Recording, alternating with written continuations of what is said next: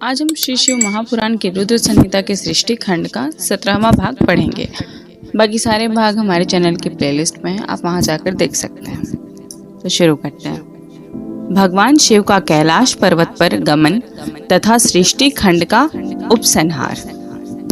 ब्रह्मा जी कहते हैं, नारद मुने, कुबेर के तपोबल से भगवान शिव का जिस प्रकार पर्वत श्रेष्ठ कैलाश पर शुभागमन हुआ वह प्रसंग सुनो।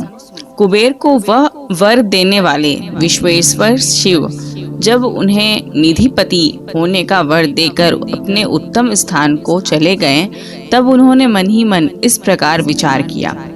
ब्रह्मा जी के ललाट से जिनका प्रादुर्भाव हुआ है तथा जो प्रलय का कार्य संभालते हैं, वे रुद्र मेरे पूर्ण स्वरूप हैं। अतः उन्हीं के रूप में मैं गुणकों के निवास स्थान कैलाश पर्वत को जाऊंगा। उन्हीं के रूप में मैं कुबेर का मित्र बनकर उसी पर्वत पर विलास पूर्वक रहूंगा और बड़ा भारी तप करूंगा। शिव की इस इच्छा का चिंतन करके उन रुद्रदेव ने कैलाश जाने के लिए उत्सुक डमरू बजाया। डमरू की वह ध्वनि जो उत्साह बढ़ाने वाली थी, तीनों लोकों में व्याप्त हो गई। उसका विचित्र एवं गंभीर शब्द आवाहन की गति से युक्त था, अर्थात सुनने वालों को अपने पास आने के लिए प्रेरणा दे रहा था। उस ध्वनि को सुनकर मैं तथा श्री विष्णु आदि सभी देवता, ऋषि, मूर्तिमान, आगम, निगम और सिद्ध वहां आ पहुँचे। देवता और असुर आदि सब लोग बड़े उत्साह में भरकर वहां आए। भगवान शिव के समस्त पार्षद तथा सर्वलोक वंदित महाभाग गणपाल जहां कहीं भी थे, वहां से आ गए। इतना कहकर ब्रह्मा जी ने वहां आए हुए गणपालों का नामोल्लेख पूर्वक विस्तृत परिचय दिया। फिर इस प्रकार कहना आरंभ किया।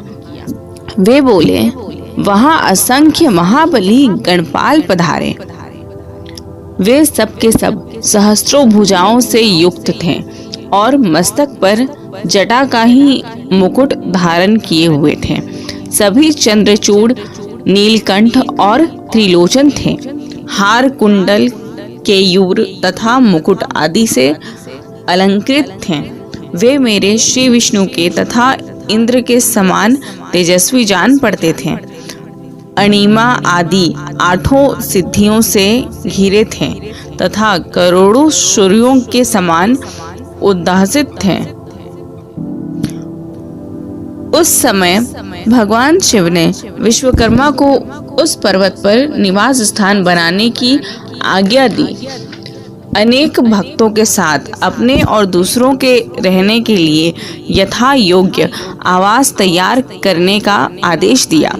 मुने, तब विश्वकर्मा ने भगवान शिव की आज्ञा के अनुसार उस पर्वत पर जाकर शीघ्र ही नाना प्रकार के गृहों की रचना की।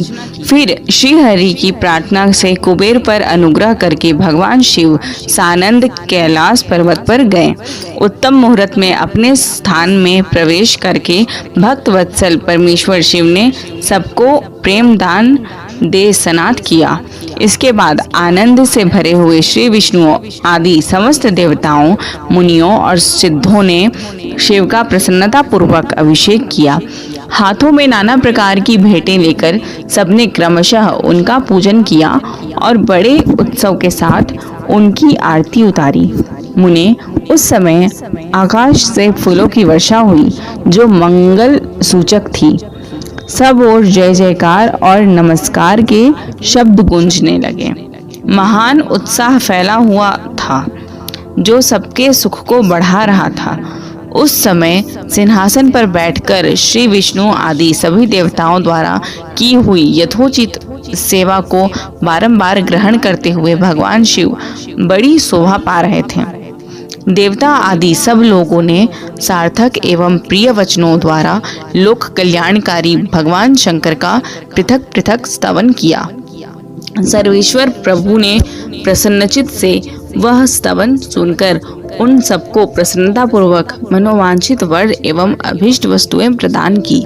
मुने, तदनंतर श्री विष्णु के साथ मैं तथा अन्य सब देवता और मुनि मनोवांछित वस्तु पाकर आनंदित हो भगवान शिव की आज्ञा से अपने अपने धाम को चले गए। कुबेर भी शिव की आज्ञा से प्रसन्नता पूर्वक अपने स्थान को गए।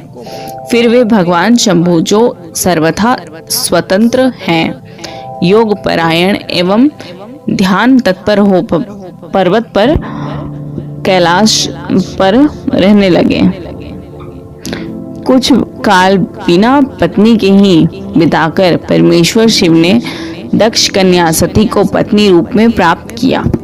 देवर्षि फिर वे महेश्वर दक्ष कुमारी सती के साथ विहार करने लगे और लोकाचार परायण हो सुख का अनुभव करने लगे। मुनीश्वर, इस प्रकार मैंने तुमसे यह रुद्र के अवतार का वर्णन किया है, साथ ही उनके कैलाश पर आगमन और कुबेर के साथ मैत्री का भी प्रसंग सुनाया है।